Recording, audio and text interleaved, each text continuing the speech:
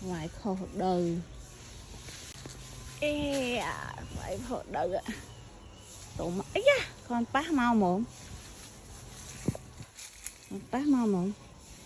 Ưa xoài khổ đời mà. Ưa bán xoài mùi. Ê da khổ cây. Ưa tụi người xanh. Ưa điện xoài khổ đời tụi mẹ. Tụi mẹ.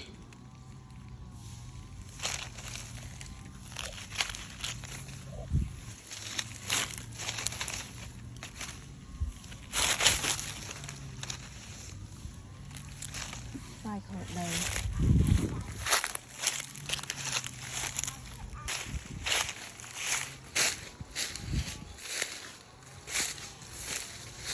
Ngoài khổ đời.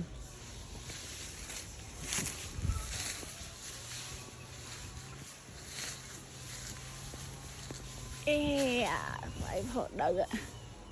Tụi mà ấy da, con bác mau mồm. Con bác mau mồm.